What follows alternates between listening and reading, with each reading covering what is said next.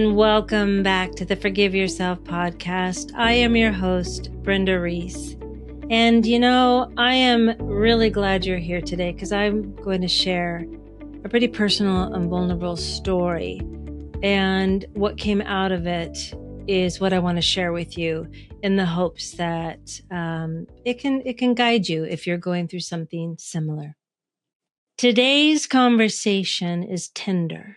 It's vulnerable. It's one that so many of us quietly carry in our bodies without ever naming it. The good girl syndrome. The messages we learned so young: be polite, be easy, don't make waves, take care of everyone, be the good daughter, the good student. And without even realizing, she grows up with us. She becomes the good worker, the good colleague, the good friend, the good partner, the good wife. But here's the thing. Those patterns go so deep that we often don't see them until resentment, guilt, or shame knocks on our door. And then suddenly it all makes sense. So today, I want to walk you through how this pattern formed, how it plays out, and how we can gently begin to shift it. And I'm going to share, like I said, a personal story, one that's still unfolding, because this pattern showed up in my life recently on a very deep layer and level. But it showed up in a way that cracked me wide open. And so let's take a breath together and then let's begin.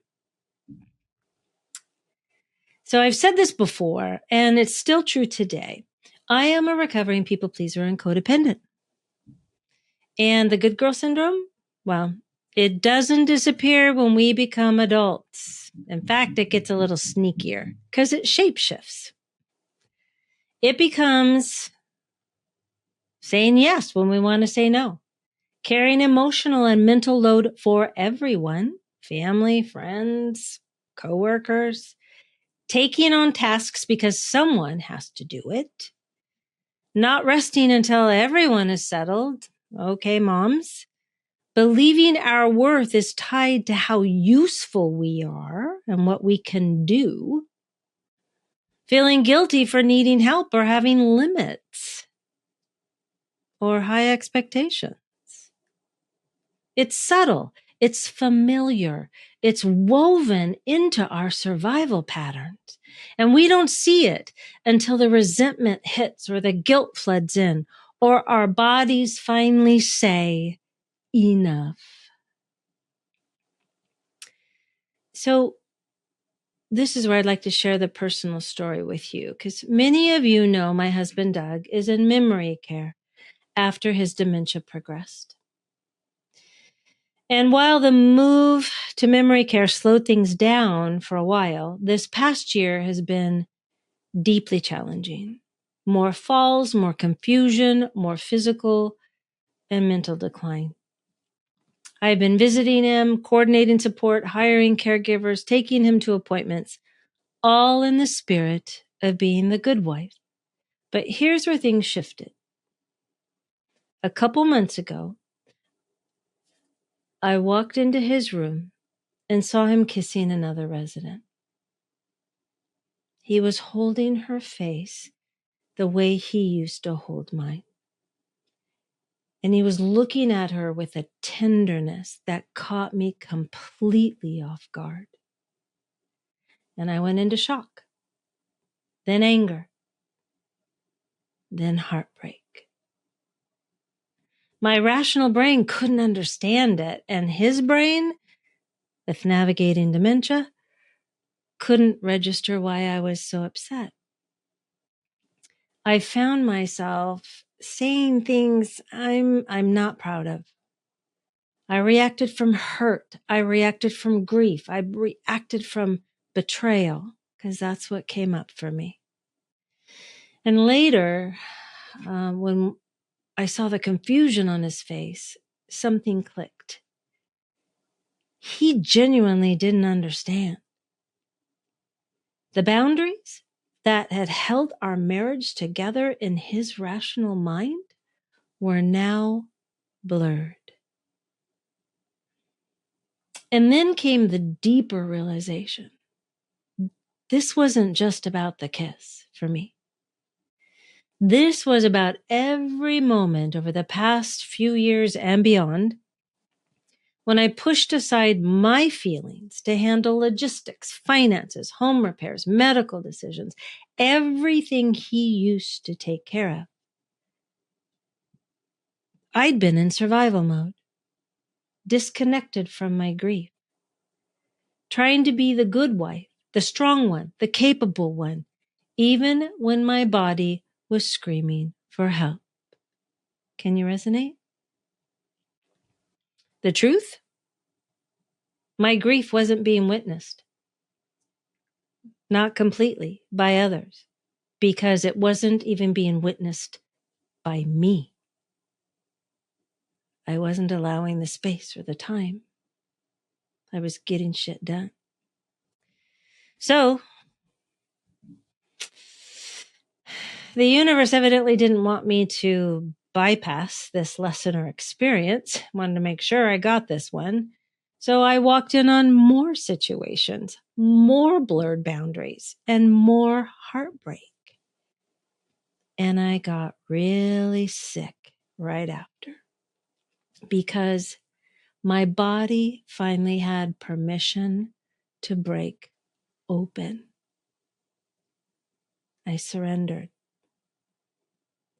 See, this was my invitation into a deeper layer of healing, into a deeper layer of forgiveness, into a deeper understanding of how the good girl and the good wife had taken up space in my life.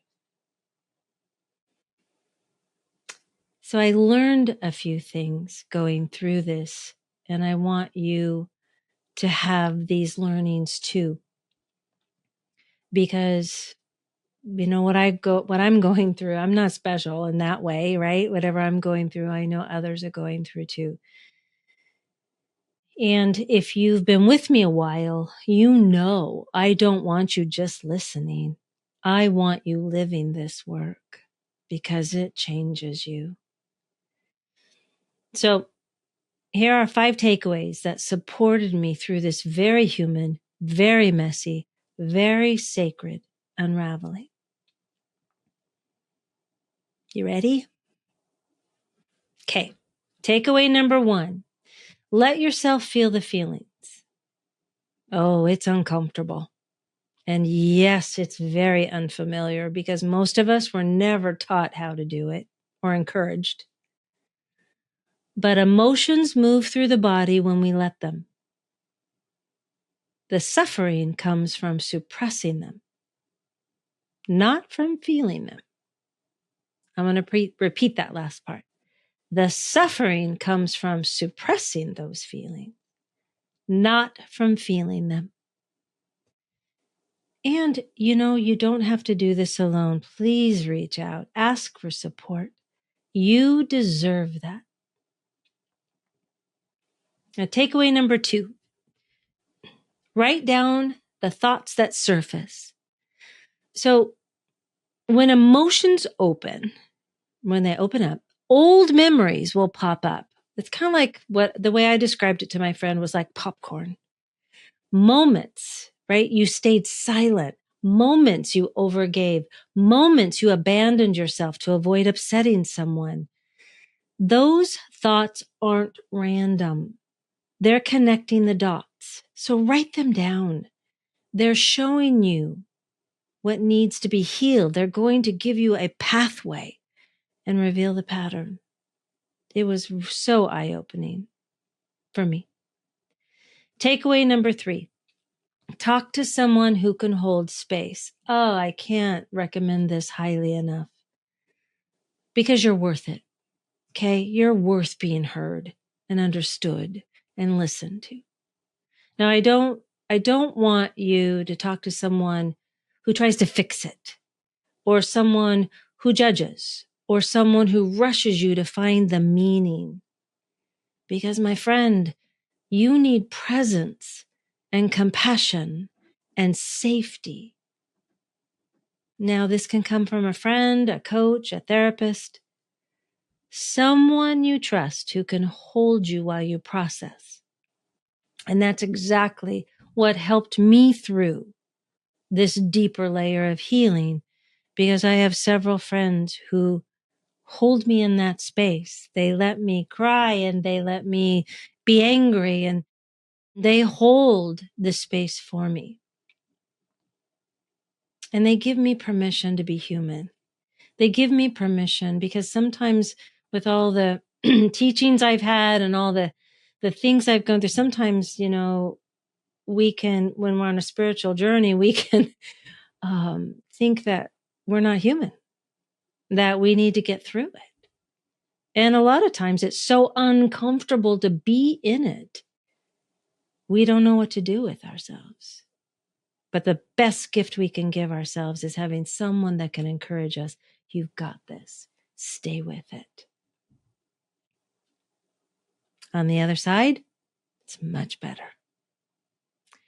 Takeaway number 4, be radically honest with yourself. Now, this is where the true liberation lives. I had to face my guilt, my shame, my anger, my resentment. I had that, my exhaustion. And the big one was my unrealistic expectations of myself.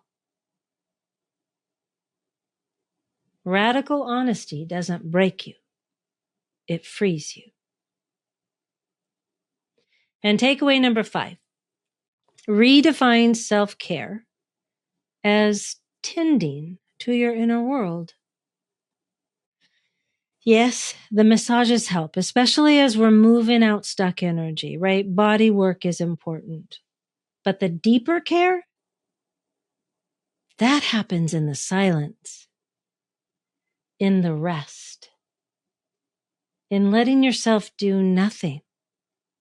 I know, scary, right? In taking time alone, even when it feels unfamiliar. In choosing connection when you're ready. In honoring your limits without apologizing for them. Because we all have limits. We have spent far too long worrying about disappointing others and not nearly enough time noticing when we've disappointed ourselves. So I want to share that in this past week, I have found myself in a space of acceptance. Not resolution, not knowing what comes next, but acceptance. Now, I don't know whether this infatuation will continue or change. I don't know what the next chapter looks like, but I do know this. I am finding meaning inside the discomfort. I am discovering new layers of compassion. I am reconnecting with parts of myself I had abandoned in the name of being good. And that's what I want for you too, my friend. If any part of this story resonated with you, if it stirred something, if it mirrored your own journey, even in a small way, I truly hope you'll reach out, because you do not have to walk this alone. And I want to thank you deeply for being here with me today. Truly, truly thank you. And thank you for listening with an open heart and allowing me to share something so personal and so tender. And I want to share something as we close out today, and something I have to remind myself. And that's awareness is the beginning. Compassion is the bridge. And choosing yourself, finally choosing yourself, is the transformation. Because remember, you're worth it. And until next time, my dear friend, take care of you.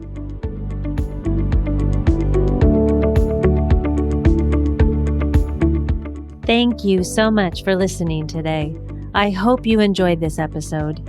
If you did enjoy it, would you do me a favor and share this episode and then follow us on your favorite podcast app so you don't miss one episode of the Forgive Yourself podcast, where every Friday you will get tips, tools, and stories so that you can turn your pain into peace.